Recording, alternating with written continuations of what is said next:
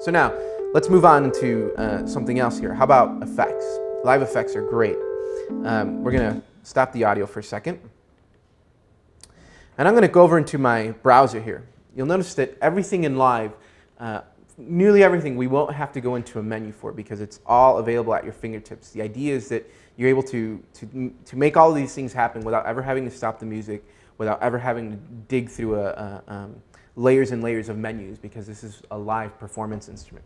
But anyway, so we're going to step into our browser here, and I want to pull up a section that has all of our audio effects in there. All right? And here are Live's audio effects. Okay, they're also accessible from the browser. So let's hear what a track is playing. And now, let's say, for example, that in the middle of a performance, I might want to add, because I'm spontaneous, I might want to add a filter to these drums. Okay? Well, in most other pieces of software, you'd have to stop the music, you'd have to go through a layer of menus, you'd have to launch a rack of this and assign all of these things, and probably take at least 4 steps. In Live, it's really simple. I go to my browser, find my audio effects, choose the effect that I want, and simply drag it onto the track I want to assign it to. You'll see it immediately become available, and it applies the effect immediately as well while the music is playing. Okay? Again, it's called Live, and that's the idea, to be able to do all these things without having to stop the music. Okay? You'll also notice that if I were to hit record,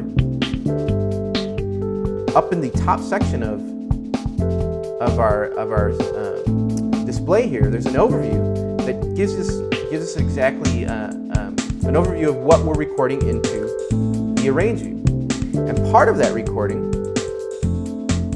are envelopes for our filter.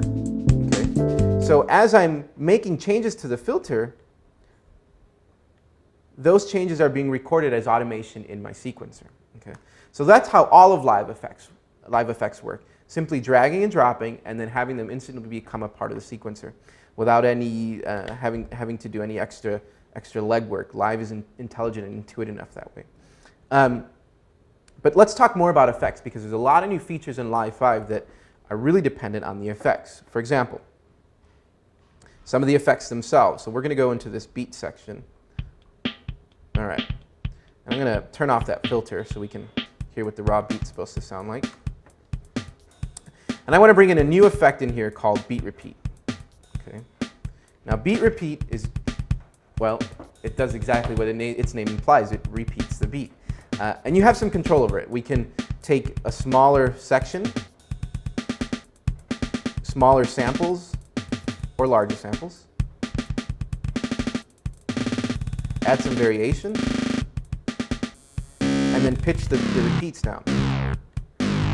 So that's a pretty drastic change from the original beat, which was this.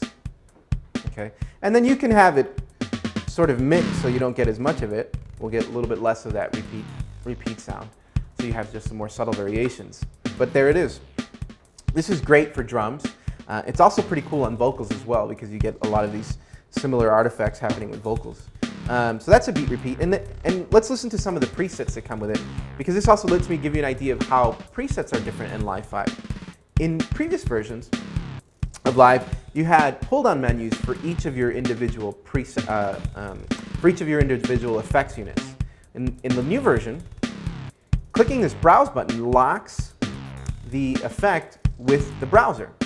Now I can go through and browse through my different presets for my beat repeat. So let's just see what some of these sound like.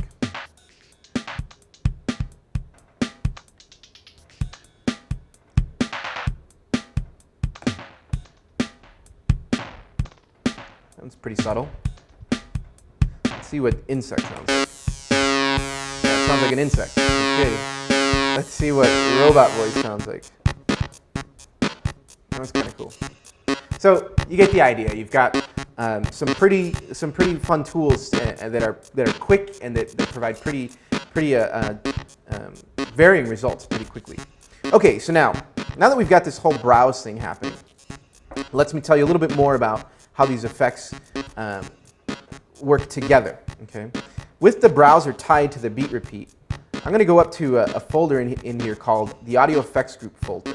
Okay, so you'll notice that right now I'm browsing for beat repeat presets, but I don't have to stay with beat repeat presets.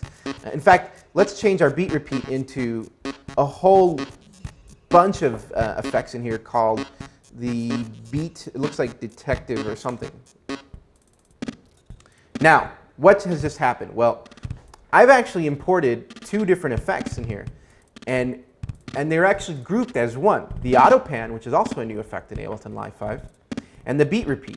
Okay, so you'll notice that between these two, there's just this sort of straight, solid line, and this one between the EQ that was already populated and the auto pan, we have a sort of meter showing us some signal. That's because these two are grouped together as an audio effects group. So I can ungroup them or group them together. The idea is, as you're working on a project and you have an effect that works really well, that you're really happy with, for example, the saturation that you might have achieved with some drums, or a delay that does really great with guitars, you can save all of these different effects, all the things that it took to get to that effect or to that sound, as one effects unit, and be able to recall it instantly without having to piece together all the different effects. So that's a really, really great feature in Live 5 because that improves your workflow. And what does it do? It gives you the ability to not worry about all the technical things and focus on the creative side of your productions. Okay, so now, we talked about beat repeat, we talked about audio effects groups. The next logical progression from that would be the idea of the Ableton Live clip format. Okay, so for that we're going to go ahead and go into a new song here, so we don't have clutter, and you can get a real clear understanding of what's happening. All right, so now, I don't know about you, but I have a hard drive full of Ableton Live projects that I started, but after I got that one bass sound that sounded amazing, or that great arpeggio that sounded fantastic, nothing really else sounded great after that. It all sounded pretty lousy. And I kept telling myself I'd eventually get back to those projects and take that idea and flesh it out into something else. But it was always difficult to get back into that project. There was always something else happening. Well, now the Ableton Live clip format gives you the ability to take those ideas and make them and unlock them from those projects and make them a little bit more free floating. And here's what I mean by that. Okay. On this MIDI track, I'm going to import an instrument. I think I mentioned before that Live supports VST and audio units instruments, but it's worth mentioning once more. And what I'm going to do is I'm going to import an instrument in here called the Imposker. Now this doesn't come with Live.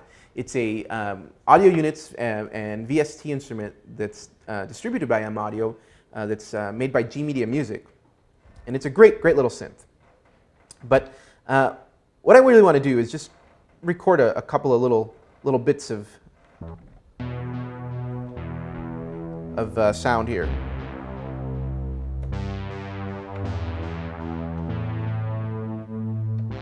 So we'll just launch record. Now, what I'm playing right now isn't really important. I think it sounds pretty good, but I'm not trying to perform for you here. What I want to do is show you the idea of this clip format. All right. Now let's say that this performance was absolutely amazing, and everything about it was fantastic, except that it didn't quite fit in the project that I was working on, or something wasn't quite right for what I was doing at this moment. What I can do with this is I can drag this into my browser. So we're going to find a cool place to put this here. Okay, and how about, here we go. Okay, I already have in my browser on my hard drive a folder that I've labeled DM Live 5 Library. This is just sounds that I'm collecting, ideas. And what I'm going to do is I'm going to drag from the session view into my browser, and you'll see how that folder gets highlighted there. Okay. Then I have the ability to name this, so we'll just call it Posker, for Imposker. Now that clip has been saved on my hard drive, and as you see, as I click on it, it previews the clip for me. Okay, it previews it as if it were audio, but it's not audio. What is it? Well, it's a MIDI loop made up of a few notes and a VST instrument called the Imposker. Okay. Now, what's cool about this is I'm going to do this with a different file, so you see what I mean. I can then create a new track, so we'll do a new one now. The rest of that track was horrible, let's say. Just that one part was one I liked, or maybe there was 3 or 4 of those. And now in my new track, I can recall any one of these that I might want, that I made previously. So if we were going to bring the one that we created just a minute ago, all I do is drag that out. I can drag it onto a blank space on my sequencer. And now it will create the MIDI sequence, and it will create the instrument that's associated with that MIDI sequence. If there were any audio effects there, it would have also created the audio effects. Now, what's cool about this is not only do I have all of these ideas back, but they're completely flexible. I can get rid of the instrument and add a different one. I can keep the sound that I developed with that instrument and re-record a new MIDI sequence if I wanted to. And it's not just the one we did. Here's a previous one that I created before. I'll drop it on that MIDI track, and it will add all the instruments that were associated with that, the instruments and the effects that are associated with that MIDI clip. Okay? So the Ableton Live clip format also works with audio clips. If you had taken in some audio clips and saved all of those and added a bunch of effects and maybe time warped them, you can save that as an Ableton Live clip, and it will keep all of those devices and changes that you made to it.